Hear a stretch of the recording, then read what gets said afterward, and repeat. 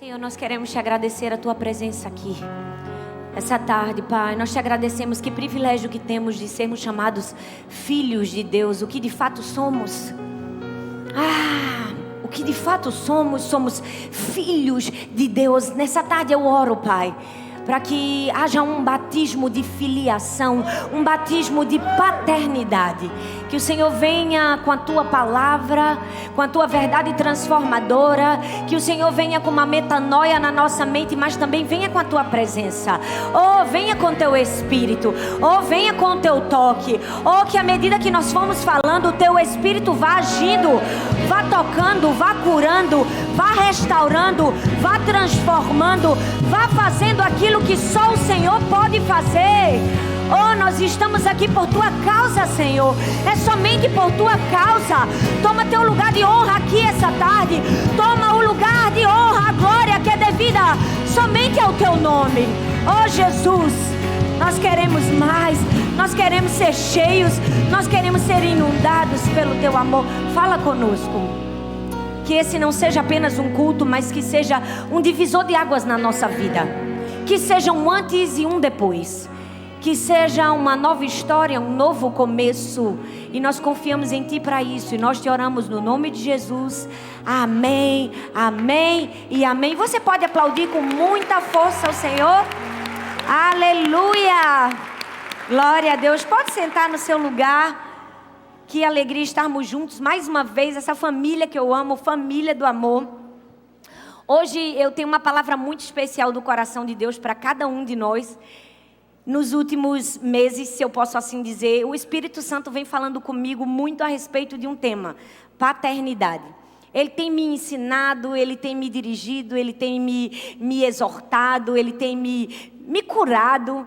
E essa é parte do meu ministério de levar cura, transformação para a identidade, para a maneira de se ver em Deus. Então hoje eu quero ministrar uma palavra que se chama Crescendo no Deserto da Ausência Paterna, ou Órfãos de Pais Vivos. E antes de ministrar essa palavra muito forte na vida de um grande personagem da Bíblia, eu queria compartilhar um pouco da minha história com vocês, para que você entenda o porquê eu estou ensinando sobre esse tema. Eu sou a filha caçula, dá para ver que eu sou uma pessoa jovem. Eu sou a filha mais nova de cinco. A minha mãe teve 5 filhos. Dona Emília, o nome dela. E, gente, vamos falar a verdade. Porque a pessoa ter um filho hoje em dia é um trabalho. Vamos falar a verdade. Quem é mãe aqui sabe. Ter 2 filhos, gente, é quase que uma faculdade de como dividir o suco na mesma proporção. É ou não é? Mas ter 3, gente, eu posso dizer com todas as palavras, é quase uma missão de guerra. Agora, minha mãe teve 5, gente. Minha mãe foi o tipo da mulher de fé que precisou viver o Salmo 91 todos os dias. Porque ela precisava que Deus desse anjos a respeito dos seus filhos todos os dias. Você é uma mãe assim? Que você diz assim: meu Deus, Deus precisa dar ordens para proteger os meus filhos todos os dias. Amém? Não tem não?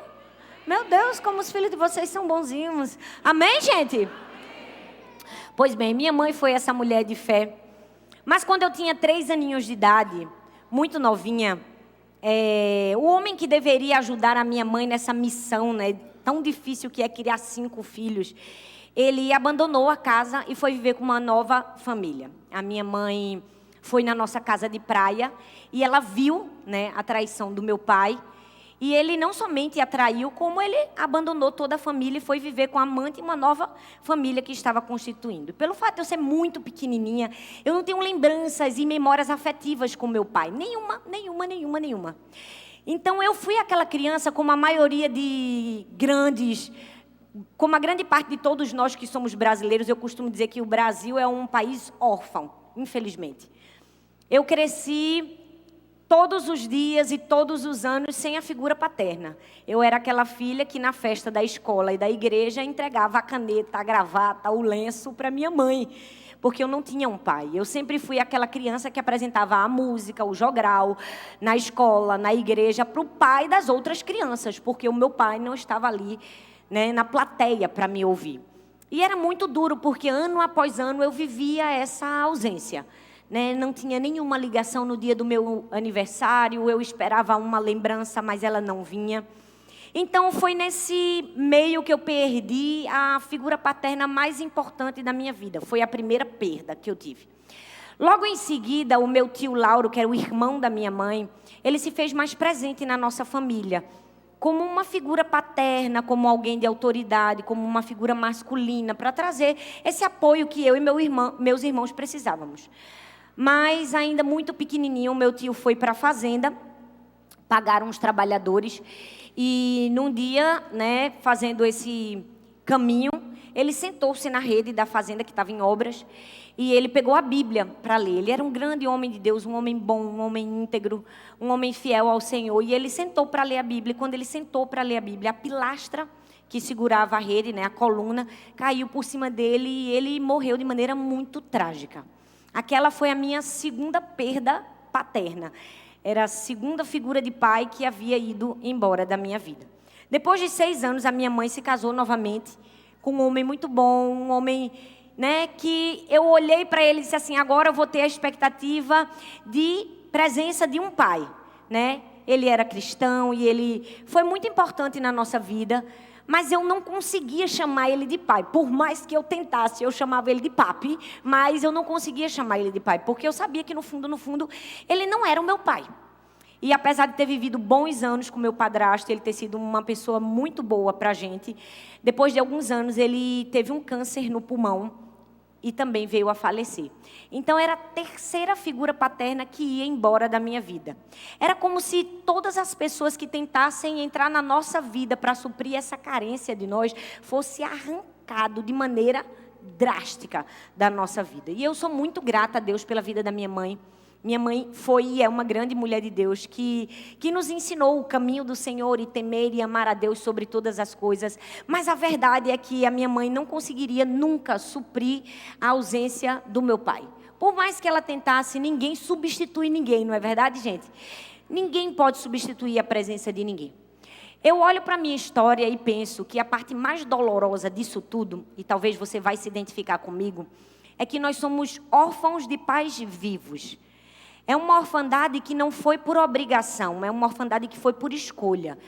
O pai escolheu deliberadamente sair da nossa vida. Escolheu deliberadamente não ser pai, porque ele quis. E hoje eu quero contar a história de uma pessoa que também viveu isso na Bíblia. O nome dele era Ismael. Nós vamos ver na história de Ismael dificuldades e lições para que a gente aprenda e para que a gente entenda a nossa filiação em Deus. É muito importante não somente a gente entender que passamos por dores e aflições, mas entender que há um caminho de cura para a gente. Há um caminho de restauração. Amém, gente? Amém, gente? Glória a Deus. A Bíblia diz em Gênesis capítulo 21, do verso 12 ao verso 20, diz assim: Mas Deus lhe disse, não se perturbe por causa do menino e da escrava. Atenda tudo que Sara lhe pedir, porque será por meio de Isaque, sua descendência, que há de ser considerada.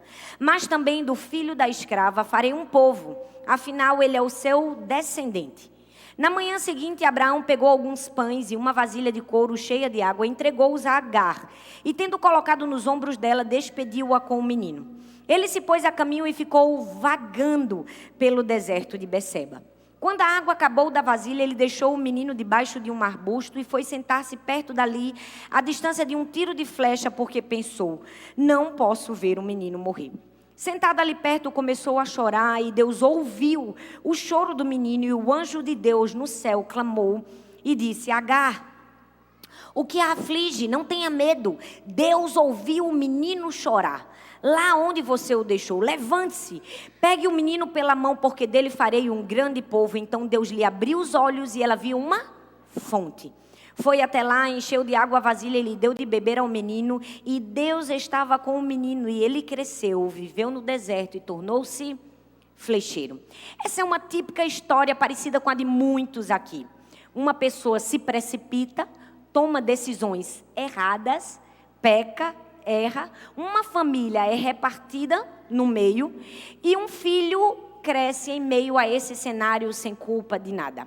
A Bíblia conta a história de Ismael. Ismael foi uma criança que cresceu no meio dessa escassez, desse enxame de problemas. O primeiro cenário que a gente vai ver na vida de alguém que experimenta a orfandade é exatamente isso.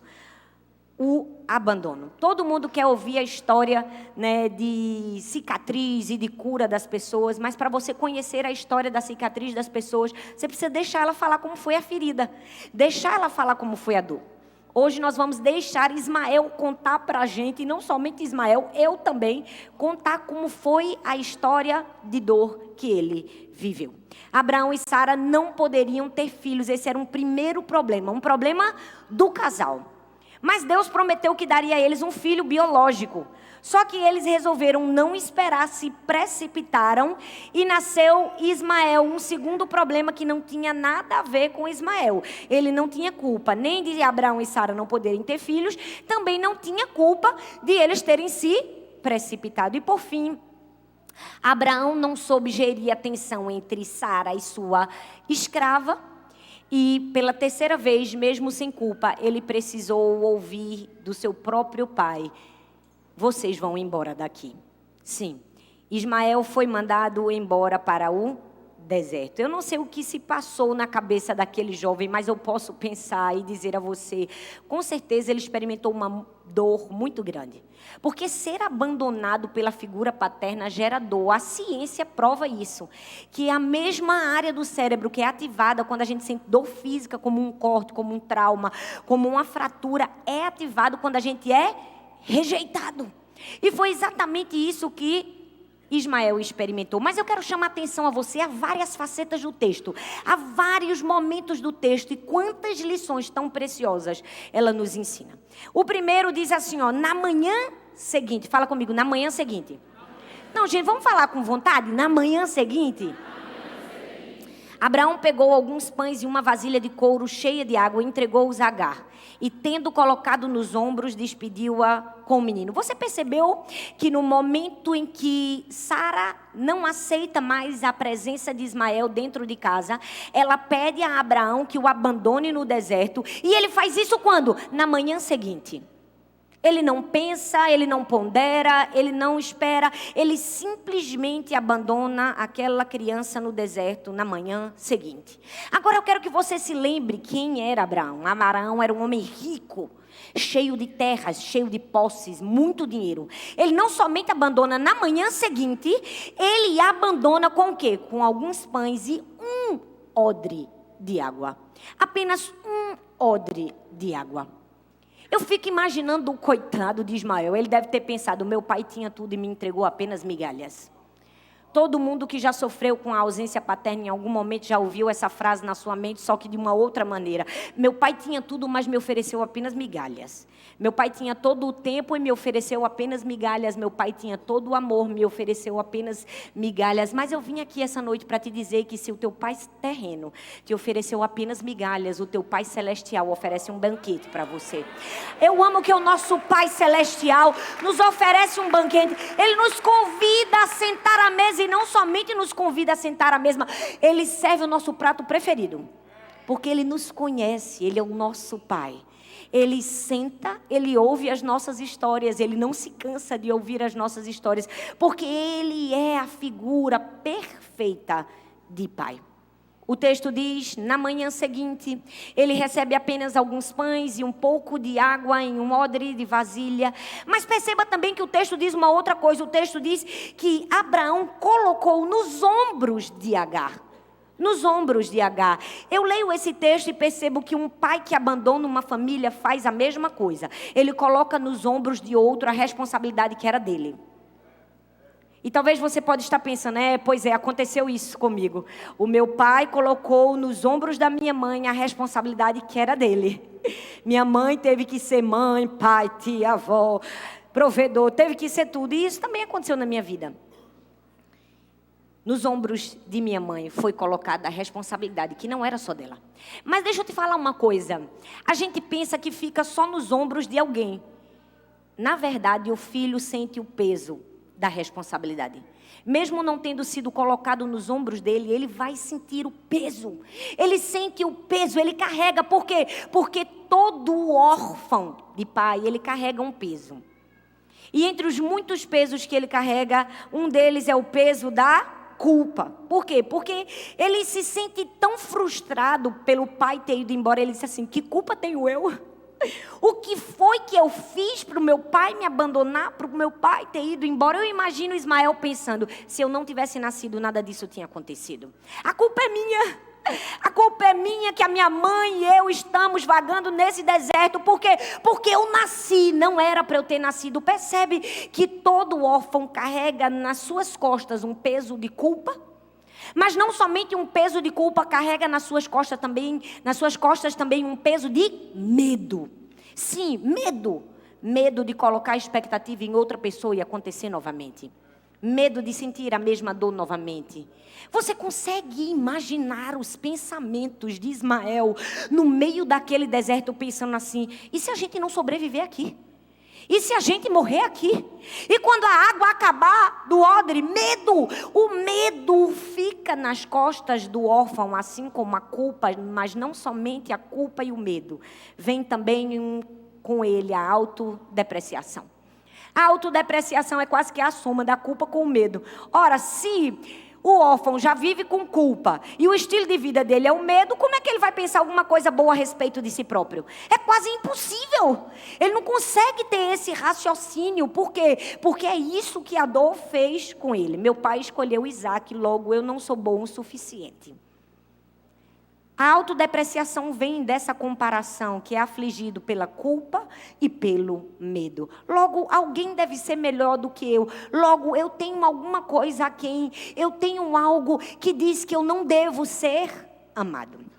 O texto diz que na manhã seguinte foi um abandono desassistido, porque foi um abandono com apenas alguns pães e uma vasilha de água. Mas não foi somente um abandono desassistido, foi um abandono colocado-se um peso. E o texto continua e diz que ela se pôs vagando a caminho do deserto de Berseba. É isso, gente, a rejeição nos dá a sensação de caminharmos vagando em um deserto. Uma pessoa que sofreu de ausência de paternidade, ela sofreu, mas ela percebe que ela precisa continuar, porque o mundo não parou. Apesar da gente querer que o mundo parasse para nos afagar na nossa dor, o mundo não para, a gente tem que continuar caminhando. E por mais que a gente esteja caminhando, no fundo, a gente caminha, mas a gente não está caminhando. A gente está caminhando com uma sensação de estar vagando, ou seja, uma sensação de estar perdido, sem direção. Por quê? Porque é a figura do pai que dá direção. É a figura do pai que dá destino. Então o filho órfão, ele carrega sem destino, sem orientação, ele está vagando no deserto. Você já se sentiu assim? Como se você estivesse caminhando, mas a sua sensação é de estar perdido, vagando num deserto. Sabe o que eu mais amo nessa história é que, por mais que o pai terreno de Ismael tivesse negado a ele o presente da intimidade, Deus abriu para ele um caminho para que aquele moço o conhecesse no deserto.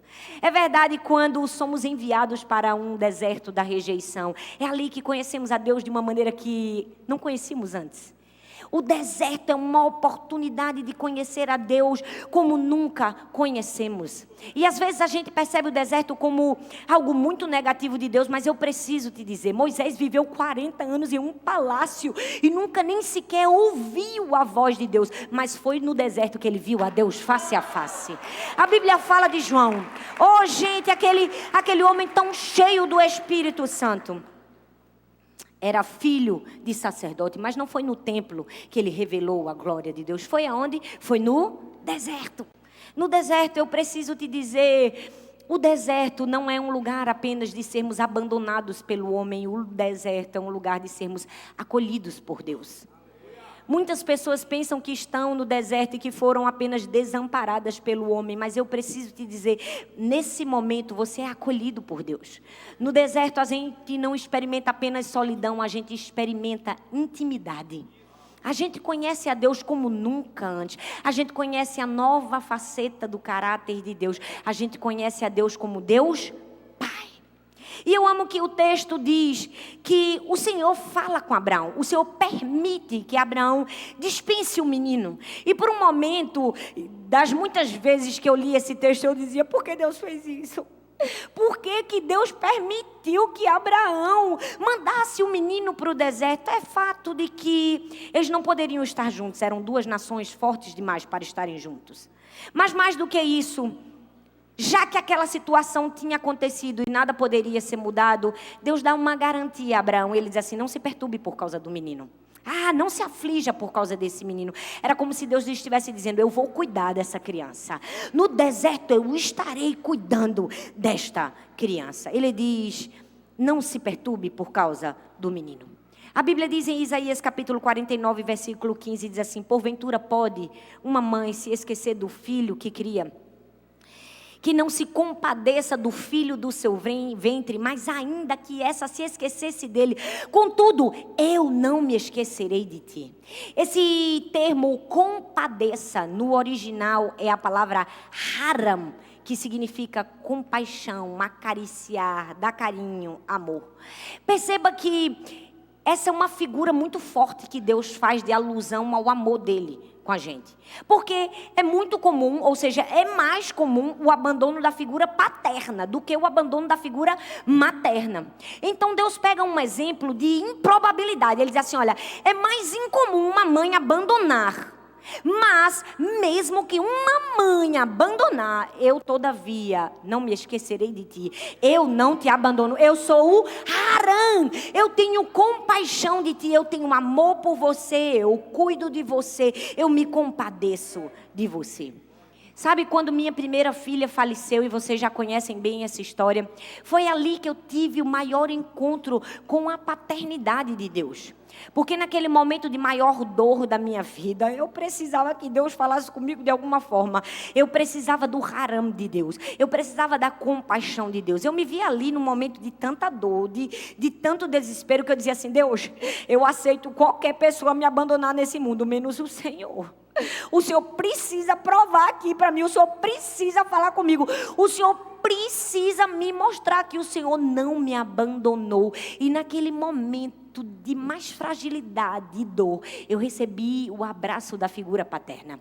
Eu recebi o amor que cura, que sela, que cicatriza, que transforma. E pouco a pouco aquela ferida foi se transformando em uma cicatriz. Foi se transformando em uma cicatriz. O primeiro cenário de alguém que vive a ausência paterna é o abandono. Mas existe um segundo cenário no texto, que é o cenário do odre vazio. Fala comigo: odre vazio. Quando a água acabou da vasilha, ela deixou o menino debaixo de um arbusto e foi sentar-se perto dali, à distância de um tiro de flecha, porque pensou: não posso ver o menino morrer. Para e pensa comigo: o deserto é um lugar de escassez, gente. E onde tem escassez tem o quê? Tem desespero, tem ou não tem? Tem desesperança, tem ou não tem? Tem aflição. O texto diz: quando a água da vasilha acabou. Você consegue pensar uma mulher sozinha com um menino, que os estudiosos dizem que na época deveria ter uns 16 anos de idade, somente com um odre de água na vasilha? Ele deve ter pensado: quando essa água acabar, a gente vai morrer. Não tem mais esperança. E o texto diz que Ismael se senta e chora. Aquele choro, com certeza, foi um choro de desespero. Foi um choro de: não quero morrer, não quero morrer, a morte está próxima. Agora para e pensa comigo: quando isso aconteceu, quando ele se viu sem água, quando ele se viu suas forças esvaindo, se sentindo seco, sabe aquela escassez a ponto de dizer assim: eu preciso de um gole d'água. É assim que a gente se sente no deserto da ausência paterna. A gente está caminhando num deserto seco, árido, e a gente diz assim: não tem um gole de água para mim. E nesse momento de maior fragilidade e escassez, quando toda a fonte de suprimento que eles tinham acabou, perceba o que foi que aconteceu. A própria mãe o abandona. O texto diz que Agar deixa ele debaixo do arbusto e vai para um tiro de flecha, que era uma distância consideravelmente muito grande, porque ela não queria ver um menino morrer. Aí você pensa: poxa, Thalita, mas a gente não podia esperar outra coisa dela. Ela era uma mãe, ela estava aflita. Ela não queria ver o menino morrer. Sim, talvez ela não tinha outra saída, mas se coloca no lugar da criança. Entra na mente de Ismael e pensa: primeiro meu pai me abandonou e agora minha mãe também me abandonou. A minha mãe não foi capaz de ficar ao meu lado, nem na hora da morte. Você consegue perceber o duplo abandono? Você consegue entrar na mente daquele jovem e pensar, uma vez abandonado pelo pai e agora abandonado pela mãe, mesmo que pelos motivos corretos, eu estou desesperado. E aí, nesse momento de desespero, entra a figura paterna de Deus. Ele precisava ter um encontro com o Deus Pai. E ali, naquele lugar de escassez, de ausência paterna, Deus vai se revelar a Ismael. Deus vai mostrar a ele que o ama. Deus vai mostrar que ele é presença. E ele não é uma presença apenas de palavras, mas ele é uma presença de fato e de verdade. Era como se Deus estivesse dizendo: olha, Ismael, eu sei que você tem um pouco de dificuldade de acreditar em mim como alguém que vai cuidar de você, porque todas as pessoas que você acreditou que iriam cuidar de você, falharam com você. Olha, talvez quando ele era muito pequenininho, ele ouviu do seu pai e da sua mãe: a gente te ama, filho, a gente nunca vai te abandonar, filho, você sempre vai ser o nosso menininho. Mas talvez agora todas aquelas palavras ditas se transformaram em descredibilidade pela atitude do pai e da mãe. Você já se viu alguém que não teve capacidade de confiar e acreditar no amor de Deus, o Pai, porque todos os amores que você entregou a figuras de autoridade na sua vida se descredibilizaram? Deus precisava mostrar que Ele era um Pai perfeito, um Pai que não tinha apenas palavras, mas um Pai que tinha presença. Ele precisava conhecer a Deus, porque de fato Ismael não conhecia Deus. Gente, para comigo e pensa, quando Abraão vai despedir ele, Deus dá uma promessa a Abraão, dá ou não dá? Ele diz assim: olha, não tenha preocupação por causa do menino, eu vou cuidar do menino. Ismael ouviu isso? Ouviu isso? Não, Ismael não ouviu isso. Ismael não ouviu a garantia que Deus iria cuidar dele. Ismael não sabia que Deus ia cuidar dele. Logo, Ismael precisava conhecer a Deus de maneira verdadeira.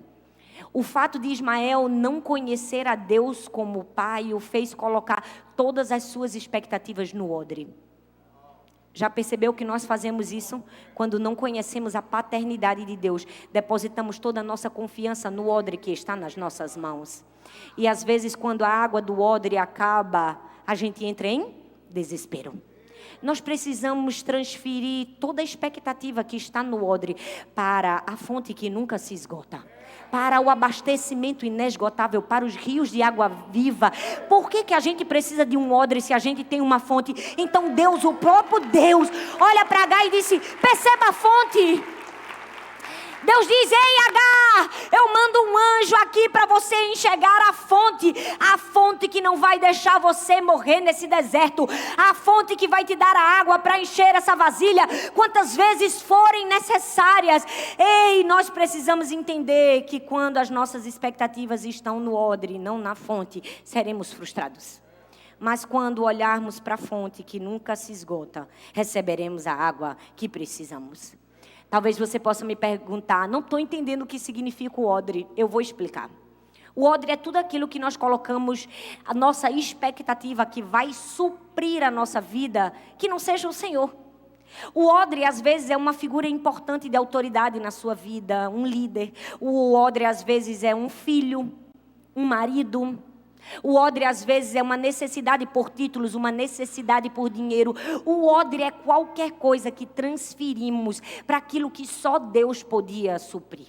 Se você pensar bem aí, se você puxar nas suas memórias, se você sofreu de ausência paterna, você vai perceber que em algum momento da sua vida você transferiu toda a sua expectativa para um odre, para outra pessoa que poderia suprir o amor que só Deus pode suprir na sua vida. Eu fiz isso também, infelizmente.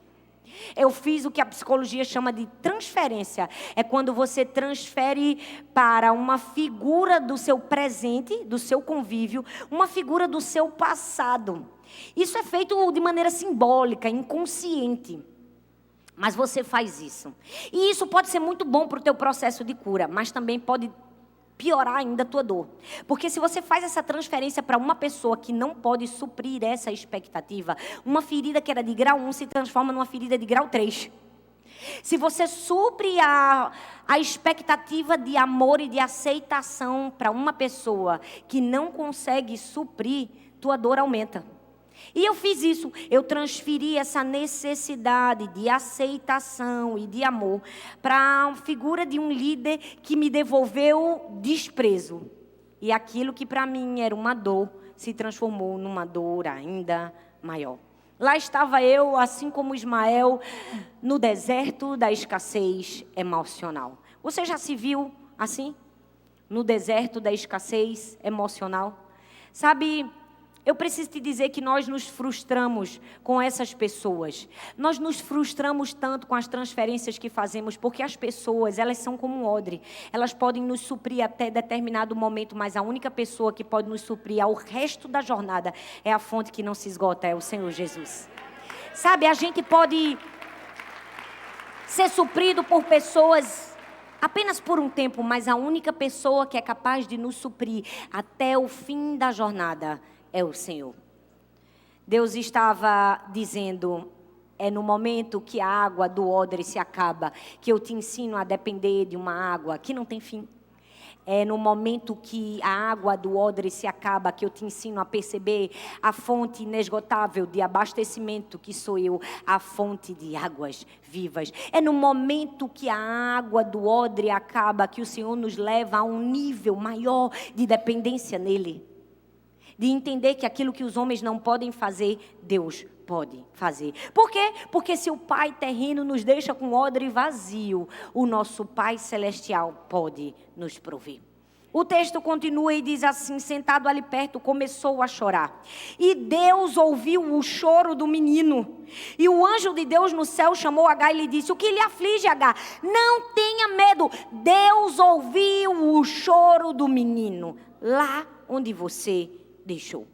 Talvez você nesse deserto, nessa escassez emocional, já se viu assim, ninguém me viu, ninguém me nota, ninguém percebe a minha dor, ninguém consegue me enxergar, ninguém consegue acreditar em mim. É assim que acontece com órfãos. Mas o texto diz que Deus ouviu o menino chorar. Quando ninguém vê, Deus vê. Quando ninguém ouve, Deus ouve. Porque Deus é o Pai perfeito. O texto diz, Deus ouviu o menino chorar. Ismael precisava de uma provisão de Deus. E Deus não ignorou o choro. Deixa eu te dizer uma coisa. Deus não ignora o teu choro. Ele conhece a tua necessidade. E não somente isso. Ele vai até o teu encontro com provisão. Ele diz assim, Agar, eu preciso que você perceba que você precisa se levantar. Eu fico pensando, gente, Deus ouviu o choro do menino em pleno deserto. Se eu chorar agora aqui nesse microfone, com certeza uma pessoa que está a 5 quilômetros de distância de mim não vai ouvir o meu choro. E se eu desligar esse microfone e chorar sem o microfone, talvez quem está lá na ponta da igreja não consiga ouvir. Mas o texto diz que no meio da imensidão do deserto, da areia, onde não se tinha uma alma vivente, onde não se tinha ninguém, Deus ouviu o choro do menino. Por que Deus ouviu o choro? Porque só ouve o choro quem está perto. Deus é aquele que está perto de você. Deus não está no céu com um binóculo imaginando os seus filhos. Deus é um Deus que caminha lado a lado com seus filhos na hora da dor. Ele é o Pai que enxerga o que ninguém enxerga. Ele é o Pai que escuta o que ninguém escuta. Ele é o Pai presente. Ele é o Pai que está.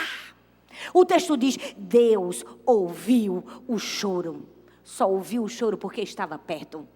Quantas vezes nos achamos sozinhos nos desertos da vida? Quantas vezes pensamos, Deus me abandonou, nessa dor, nessa aflição? Não, o texto diz, Deus está ouvindo o seu choro porque Ele está perto. A proximidade. Eu amo que no meio de uma tempestade, quando Paulo se via sozinho, desesperado, todo mundo querendo morrer, aparece um anjo e ele diz assim, ó, um anjo do Deus a quem eu sirvo e a quem eu pertenço me apareceu. Ou seja, era Deus dizendo, Paulo, eu estou aqui, eu enxergo você no meio desse barquinho turbulento. Deus está sempre próximo de nós, não importa a dor e a aflição que a gente possa vivenciar. Ele ouviu o choro do bebê. E por fim, o terceiro e último cenário de orfandade é a promessa. Abandono, odre vazio e promessa. Fala comigo, promessa. Mas Deus lhe disse também: do filho da escrava farei um povo, afinal ele é seu descendente. E perceba algo muito especial que Deus falou comigo aqui nesse texto. Ele disse assim: do filho da escrava. Quem foi que chamou Ismael de filho da escrava? Foi Sara. Sara fazia questão de dizer que ele era o filho da escrava. Você percebe que esse era o estigma que ele tinha? O filho da escrava. Você consegue perceber a dor daquela criança de dizer: eu sou apenas o filho da escrava, o filho da escrava abandonado e rejeitado. Então Deus diz: ele é descendente. Eu quero lembrar para você, Abraão, que ele é o seu descendente. Eu não sei quem foi que te chamou de filho da escrava. O teu Pai Celestial diz: é descendente, é filho. O filho da escrava, ele diz: o filho da escrava não, o seu descendente. Era como se Deus estivesse dizendo: a minha bênção acompanha os meus filhos. Não importa a circunstância, não importam as palavras que disseram. A minha palavra é a final, é a minha palavra que prevalece. Deixa eu te dizer, se você foi amaldiçoado nessa vida pelo seu pai, pela sua avó, pela sua tia, por algum parente, por qualquer pessoa, por qualquer figura de autoridade, você pode ter sido chamado de incapaz, de burro, de não vai dar pra gente, não vai prestar. Não importa a maldição que você recebeu, a palavra que conta no fim é a palavra de Deus. Ele diz: você não é filho da escrava, você não é nada disso que disseram a seu respeito, você é descendente, você é filho, filha, é isso que você é, filho, filha. A minha bênção acompanha os meus filhos. Tudo isso que eu vivi, que eu experimentei, é porque eu conheci apenas uma face de Deus. Eu conhecia o Deus Senhor, mas eu precisava conhecer o Deus Pai. Talvez você está aqui hoje, talvez você já é cristão há muitos anos, talvez você já leu a Bíblia 10 vezes, 100 vezes, talvez você já cansou até de esquentar esse banco da cadeira, e talvez você não se percebe, você só conhece a Deus como Senhor na sua vida. Hoje é o dia que você vai conhecê-lo como Deus Pai, porque durante 20 e poucos anos da minha vida, foi assim que eu conhecia o Deus Senhor. Até que eu tive um encontro com Deus Pai há uns 12 anos atrás.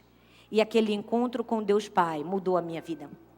Eu conheci a minha verdadeira identidade. Eu conheci a minha filiação em Deus. E conhecendo a minha filiação e a minha identidade, eu me transformei em uma mulher que leva milhares de mulheres e milhares de pessoas a conhecerem a sua verdadeira identidade e a sua verdadeira filiação em Deus. Nós precisamos ser alguém que encontra a nossa filiação e revela ela a outras pessoas. Sabe por quê? Porque, infelizmente, temos uma mentalidade de escravos, de servos. E tendo uma mentalidade de escravo e de servos, não conseguimos ter um comportamento de filho. Deus quer que você tenha comportamento de filho. Porque quando você conhece o Deus que você serve, você não precisa fazer para ser. Você faz porque é. É diferente. Porque você teve um encontro com o seu Pai. E naquele lugar de abandono eu tive um encontro com Deus, o Pai. Eu ouvi todas as palavras que eu precisava ouvir do meu Pai, eu nunca ouvi. Eu ouvi Deus dizendo: Thalita, não é a circunstância que diz quem você é. Hoje você pode estar nesse deserto, nessa escassez, nesse luto, nessa perda, nessa dor, nessa aflição que você pensa que não vai ter fim. Mas eu preciso te dizer, você vai ser grande, farei de você um grande povo. Vou te abençoar, vou engrandecer o teu nome. Eu ouvi o meu Pai me dizer palavras de bênção. Eu ouvi o meu Pai afirmar a minha identidade. E eu preciso te dizer, você vai viver essa experiência também. Sabe por quê? Porque Deus vê valor. O texto diz: Deus estava com o menino, ele cresceu, viveu no deserto e se tornou flecheiro. Por que que aquele menino sobreviveu no deserto? Porque o texto diz: porque Deus estava com ele. Não se engane. Não se engane, a gente só consegue sobreviver nos desertos da vida por causa da presença de Deus. É a presença de Deus que estava com o menino. De todas as heranças que nós recebemos de Deus, e são muitas, a maior delas é o acesso à sua presença. Deus nos dá o acesso à sua presença, é o que nos torna filhos. Esses dias eu preguei sobre isso, o poder da presença de Deus. Assista essa mensagem, porque nós precisamos entender que o maior presente, a maior herança que Deus nos dá é o acesso à sua presença. Então, o acesso à sua presença fez Deus mandar um anjo olhar para Agar e dizer: Agar, o que te aflige? Quando Agar abandona o filho, o anjo diz: levante-se agora, tome o menino pela mão e levante aquele menino, porque ele não vai morrer no deserto. Ei, eu amo que Deus não apenas se compadece de nós. Deus não é um Deus apenas compassivo, mas passivo. Ele é um Deus que se compadece e faz alguma coisa. Ele diz: levante-se, você não vai morrer. Eu vim aqui para te levantar. Eu não vim apenas para ter pena de você. Eu vim para dizer: você vai crescer, você vai ser grande. Amém, gente? Meu Deus! Você deveria vibrar. Eu estou acostumada a pregar aí no Brasil todo, não ter esse tipo de reação que vocês têm aqui. Me perdoa te dizer. Porque é muito ruim. Você já viu quando uma pessoa bate uma palma e ninguém bate? Ela fica: porque eu bati essa palma, meu Deus. Que vergonha, meu Deus, que eu bati essa palma. Então o que é que a gente faz? Quando uma pessoa bate uma palma, todo mundo bate junto. Ah, mas eu não gostei, em solidariedade. Vai junto. Entende? Mas deixa eu te dizer... Se a palavra de Deus não causa um frisson dentro de você, se a Bíblia, se as verdades inerrantes da palavra de Deus, se a cura que emana da palavra de Deus, se a restauração que emana da palavra de Deus te faz ficar indiferente, me desculpa, você precisa rever sua fé e seu amor pelo Senhor. Porque eu estou aqui, eu preguei 6 vezes durante 1h30 cada uma. Eu passei a madrugada no avião, eu cheguei na minha casa, brinquei com a minha filha, eu não dormi. Eu estou aqui pregando e eu preciso que você saiba: ei, há uma restauração de Deus para você, mas não é desse jeito que você recebe, não. Não é desse jeito. Você precisa se levantar do seu lugar de apatia muitas vezes. Eu preciso dizer: não estou aqui para falar o que te agrada, não estou aqui para alisar sua cabeça, estou aqui para mostrar que nós precisamos de um cristianismo vivo, verdadeiro. A gente precisa de paixão por Jesus. A gente não vem para a igreja para esquentar o banco, nem vem para a igreja para passar um cartão e dizer: eu fui domingo. Não! Você vem aqui para receber uma palavra que transforma a sua vida. Você vem aqui para receber o poder do Espírito Santo. Você vem aqui para ser transformado. Então, se você vem aqui para isso, reaja. Deus não atende necessidade, Ele atende a busca. É por isso que muitas pessoas vivem milagres e outras passam a vida inteira sentado na cadeira, porque não tem fome suficiente, não tem sede suficiente para ir buscar da fonte. Eu tenho vivido milagres, eu tenho vivido bênçãos, favores que eu nem sequer pedi. Mas sabe o que me levou até isso? Buscar a fonte. Eu preciso te dizer, a igreja brasileira, a nossa igreja precisa de um verdadeiro avivamento. Nós precisamos buscar de verdade, mas não é buscar os presentes, os favores, é buscar a fonte.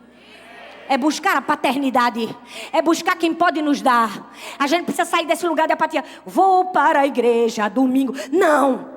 Você precisa sair da sua casa. Eu vou para a igreja, eu vou ter um encontro com meu pai. Eu serei tocado pelo Espírito Santo. Deus vai fazer algo grande na minha vida. Você precisa gerar no seu espírito algo. Se você chega aqui vazio e sem expectativa, é desse jeito que você vai voltar. Agora, se você chega aqui com fome, dizendo: Deus, aquilo que eu nunca experimentei, me faz experimentar hoje. Aquilo que eu nunca vi, me faz enxergar hoje. Aquilo que eu nunca tive, me faz ter hoje. Deus vai te surpreender. O texto diz que Deus manda o anjo e olha para Agar e diz assim: levante-se. Pare com essa apatia. Saia desse lugar de paralisia. O anjo diz: levante-se, tome o menino pela mão, porque ele vai ser grande. Deus me trouxe aqui para te dizer: você não está paralisado num lugar de apatia. Levante-se. Eu amo que o texto termina. E em Gênesis 21:20 diz assim: Deus estava com o menino, ele cresceu, viveu no deserto e se tornou flecheiro. Presta atenção. Já era quase impossível sobreviver num deserto. Crescer era uma dupla impossibilidade. Porque sobreviver com um pouquinho de pão e uma vasilha de água. Mas o texto diz que Deus fez o impossível. Ele não somente sobreviveu, ele cresceu. E ele se tornou o quê? Flecheiro. Deixa eu te dizer, deserto é um lugar inóspito. Altas temperaturas durante o dia e baixas temperaturas durante a noite. Chega a 50 graus durante o dia e negativo à noite. Ou seja, era quase impossível sobreviver. Muito calor de dia, muito frio de noite. Mas Deus fez o impossível e mais. A profissão, a habilidade que ele recebeu foi de ser flecheiro. flecheiro. Um flecheiro naquela época era alguém reconhecido, respeitado. Ele tinha reconhecimento, respeito e recurso. Por quê? Porque ele conseguia caçar. Logo ele tinha recurso, tinha dinheiro. Percebe que agora Ismael não é mais aquele órfão em que todos olham e dizem assim: coitado, não tem nada nem ninguém. Não, ele tinha respeito, reconhecimento e recurso. Agora para pensar numa coisa que eu pensei sobre esse texto. Ismael se tornou flecheiro. Com certeza não foi da mãe que ele recebeu essa habilidade, porque apesar de estar só com a mãe, essa não era uma profissão feminina. Era uma profissão predominantemente masculina. Não existe uma mulher sequer na Bíblia com essa profissão de flecheira. E olha que de mulher da Bíblia eu entendo, porque eu estou há 2 anos pregando no culto de mulheres só sobre mulheres da Bíblia. Se ele não recebeu a habilidade de sua mãe, de quem ele recebeu? Percebe que foi o próprio Deus quem deu a habilidade a Ismael. Percebe que foi o próprio Deus que disse assim: ó, eu adestro as tuas mãos para a batalha. Eu te dou o que o teu pai não te deu. Eu te dou o que as pessoas não te deram. Eu tenho capacidade de suprir. Eu te dou força, reconhecimento e recurso. Deus está te dizendo hoje: Deus vai te dar reconhecimento e recurso. Porque aquilo que o homem não pode dar, Deus pode dar. Deixa eu te dizer, você está olhando para mim agora. Talvez você esteja pensando: eu estou olhando só para minha pastora. Uma mulher pequenininha de 1,60 m, nordestina, que fala 8 palavras a cada 2 segundos. Não. Você está olhando uma Ismael. Você está olhando para alguém que teve um encontro com uma paternidade de Deus no deserto. Você está olhando para alguém que cresceu em meio à escassez. Você está olhando para alguém que nos desertos da vida teve um encontro com seu pai, recebeu habilidade, reconhecimento e recurso. E deixa eu te dizer uma coisa: a mesma experiência que eu tive, você pode ter também. Eu vim aqui essa tarde para te dizer: você vai crescer no deserto. Eu acho que você não entendeu não o que eu estou dizendo para você não. Eu vim aqui para te dizer: você vai crescer no deserto. No deserto você se tornará forte, habilidoso e cheio de recursos. Forte, habilidoso e cheio de recursos. Por quê? Porque você é filho. Então Deus manda um anjo hoje para dizer: vamos, levante-se. Vamos, levante-se desse lugar de apatia. Vamos, levante-se desse lugar de vitimismo. Vamos, levante-se. Deus está dizendo para mim e para você hoje: levante-se. Olhe para a fonte. Olhe para a fonte inesgotável. A fonte que nunca se acaba. Eu farei de você grande. Você pode dizer: eu serei grande. Eu vim aqui para te dizer: você não é uma vítima, você não é um coitado, você não é uma desacreditada, um desacreditado. Ei, você é um filho e uma filha de Deus. Você tem um pai. A gente vive numa geração vitimista. A gente vive numa geração em que é bonito dizer: você é desacreditado, esquecido, humilhado, rejeitado, traído, abandonado. Se tornou romântico ser a pessoa que diz: eu não tinha nada para dar certo. A gente está cansado de ouvir esse discurso: eu tinha tudo para dar errado. Até música tem: você não tinha tudo para dar errado. Deixa eu te ensinar uma coisa: aos olhos carnais e humanos, pode até ser que a tua história era de alguém que tinha tudo para dar errado, mas eu sou espiritual, você é espiritual. E em sendo espirituais, a gente enxerga, fala, ensina de maneira diferente. Ou seja, em Deus não há ausência de nada. Logo, eu não sou um desacreditado. Eu sempre fui acreditada. Ei, Deus sempre acreditou em mim. Eu sou filho, eu sou filha. Saia desse lugar de vitimização e vá para um lugar de filiação em Deus. De filiação. Eu preciso te dizer: saia desse lugar de apatia e de vítima. Muitas pessoas ainda não experimentaram a cura, a restauração, a força de Deus que precisam experimentar, porque estão eternamente lambendo as suas feridas. Eu preciso te dizer: ficar alisando o seu calinho não cura, só vai lembrar para você que ele está ali. Você precisa de uma nova visão, de uma nova perspectiva. Você precisa dizer, sendo filho e filha, se em Deus não há ausência de nada, eu preciso reconhecer que eu estou na lista dos escolhidos para ser grande. O texto diz, farei dele um grande povo. Está na lista para ser grande. Você está na lista para ser grande. Eu não sei se você entendeu. Eu vim aqui para te dizer, você está na lista para ser grande. Cuidado com essa mentira que você está escutando. Infelizmente o mundo secularizado trouxe isso para dentro das igrejas. As pessoas ganham milhões com isso porque vende. Esse tipo de discurso vende. Coitado de você, abandonado, rejeitado. Meu Deus, tudo para dar errado. Aí você fala, é verdade, eu tinha tudo. Eu mesmo não, só se tu tinha. Eu sempre tive tudo para dar certo. Meu pai estava olhando para mim e estava dizendo, essa menina vai ser grande. Essa menina perdeu 1, perdeu 2, perdeu 3, mas ela não me perdeu. Você precisa ter esse entendimento a seu respeito. Você precisa mudar a sua mentalidade. Quando o mundo tentar dizer desacreditado, esquecido, humilhado, nananina, não. Eu sou filho. Fala assim, eu sou filho. Eu sou filha. Eu sou filha de Deus. Pare de se ver de um lugar de vitimização e se enxergue em um lugar de filiação. Feche seus olhos. Ei, você veio aqui. Talvez você está como Ismael, num deserto de escassez emocional. Você diz, ninguém me ama, ninguém me aceita, ninguém acredita em mim. Tudo para mim é difícil. Não. Eu não vim aqui para te dizer que tudo para você é difícil. Eu vim aqui para te dizer, o amor de Deus. O amor de Deus te persegue. Ele está te perseguindo. Deus está buscando você. Muda a tua mentalidade. Muda a tua perspectiva. Você não é uma vítima. Você é um filho, uma filha de Deus. O seu amor. Você pode dizer isso.